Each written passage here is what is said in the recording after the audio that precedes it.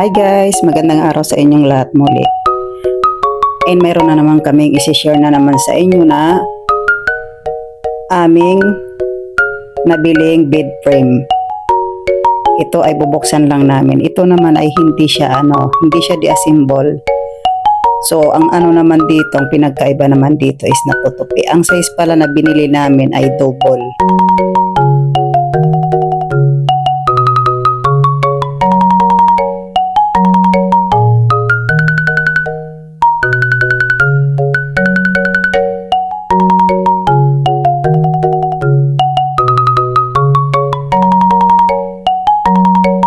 Maganda to sa mga maliliit lang ang space and ayaw nyo na mamroblema kapag maglilipat kayo or uuwi kayo sa inyong mga probinsya.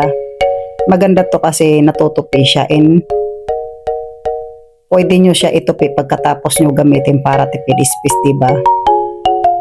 So, ganun lang siya guys. So, napupold lang siya.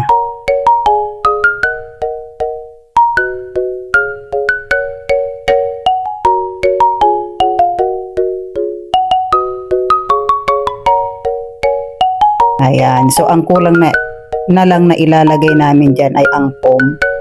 So, wala na kami problema sa higaan, di ba? Oh, and matibay naman siya. Okay naman. Sa mga naghahanap ng mga bed frame na gusto nyo ng mura and matibay, try nyo yan. Maganda.